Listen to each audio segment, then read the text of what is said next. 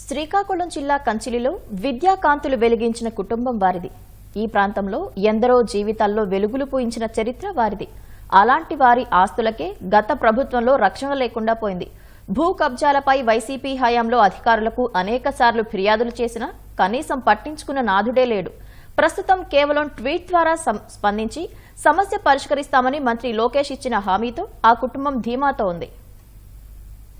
శ్రీకాకుళం జిల్లా సోంపేటలో 1950లో చరణ్ సింగ్ కుటుంబం వ్యాపారం నిమిత్తం స్థిరపడింది. ఆ తర్వాత చరణ్ సింగ్ జిల్లాలోని పలు ప్రాంతాల్లో భూములు కొన్నారు. ఇలా కంచిలి గ్రామంలోనూ ఆయనకు ఆస్తులున్నాయి. ఇందులో నుంచి 4 ఎకరాలు పాఠశాల నిర్మాణానికి దానం చేశారు. ఈ స్థలంలో నిర్మించిన జేఎంజే పాఠశాలలో ఓ బ్లాక్కు చరణ్ సింగ్ పేరు పెట్టారు. చరణ్ సింగ్ చనిపోయిన తర్వాత ఆయన వారసులు ఉద్యోగాలు, చదువుల రీత్యా వివిధ ప్రాంతాలకు వెళ్లారు. ఇదే అదనుగా చరణ్ సింగ్ ఆస్తులపై అక్రమార్కుల కన్ను పడింది.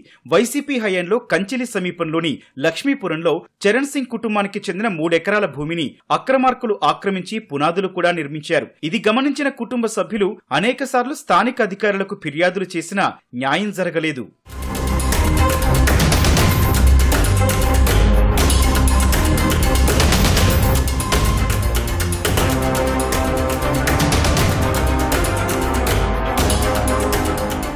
We are the only Sikh family in the whole of Srikakulam district. Father-in-law family వాళ్ళందరూ 50s లో నుంచి ఉన్నారండి, ఇక్కడ కంచిలిలోనే ఉన్నారు. ఇట్లా నాకు న్యాయం కోసం మా భూమికి ఇట్లా మళ్ళీ వస్తాను అని ఊహించలేదు ఎప్పుడు నేను. భూమి గురించి కాదండి, ఇది మా కుటుంబ వారసత్వం గురించి, వాళ్ళ ఫ్యూచర్ గురించి అండి. ఇది చాలా వాల్యుబుల్ ల్యాండ్స్, కానీ ఇక్కడ అంతా ఎంక్రోచ్మెంట్స్ అయ్యి ఉన్నాయి. కానీ ఇప్పుడు మా పిల్లల కోసం మేము చండీగఢ్ వెళ్ళిపోవాల్సి వచ్చింది. ఇక్కడ మాకు కంచిలిలో ల్యాండ్స్ ఉన్నాయి, లక్ష్మీపురంలో ల్యాండ్స్ ఉన్నాయి, అన్ని ఎంక్రోచ్మెంట్స్ అయ్యి ఉన్నాయండి. Person like me who has registration documents, Adangal, mutation, FMB, passbook, we are not getting justice. So how can we ensure justice for other people?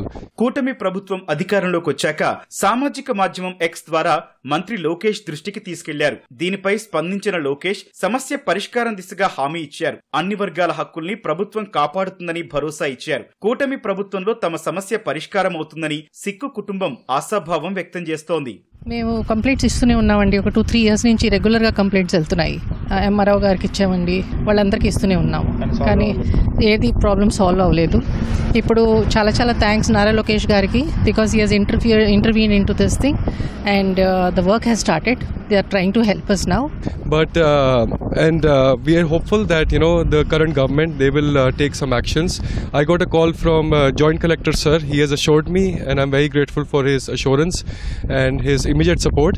And I believe that with this current government and with the new laws like the Land Grabbing Act they are building, we will see a change, and Andhra Pradesh will lead by example.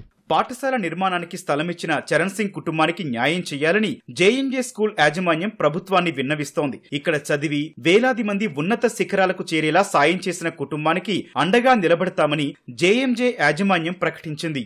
మహానుభావుడు mister Sardar Charan Singh గారు, ఆయన ఈ ప్రాంతానికి వచ్చి మా JMJ యాజమాన్యానికి 4 విలువైన ఎకరాలను మాకు ఇచ్చి ఈ జేఎంజే స్కూల్ని నిర్మించడానికి సహాయపడ్డారు. ఈ జేఎంజే స్కూల్ ద్వారా ఎంతోమంది, వేలాది మంది విద్యార్థులు చదివి డాక్టర్స్గా, ఇంజనీర్స్గా, సైంటిస్టులుగా, సోషల్ వర్కర్స్గా, ఇంకా అనేక రంగాలలో నాయకత్వాన్ని పొంది వారి సేవలు అందిస్తూ ఈ యొక్క ప్రాంతానికే వెన్నె తెచ్చారు. మరి ఇలాంటి మనసున్న మనిషికి వారి కుటుంబ ఆస్తులు దోచుకోవడానికి చాలా మంది ప్రయత్నిస్తూ ఉన్నారని మాకు తెలిసింది. అన్యాయంగా లాక్కునే వారి నుండి వీరి ఆస్తులను కాపాడి మాలాంటి ఇంకా ఎంతో మంది పేదలకు సేవలు అందించే భాగ్యాన్ని వారికి అందచేయాలని ప్రభుత్వాన్ని వేడుకుంటున్నాం. మంత్రి లోకేష్ తమను ఆహ్వానించారని, త్వరలోనే కలుస్తానని, సమస్య పరిష్కారమవుతుందని చరణ్ సింగ్ మనవడు ధీమా వ్యక్తం చేస్తున్నారు.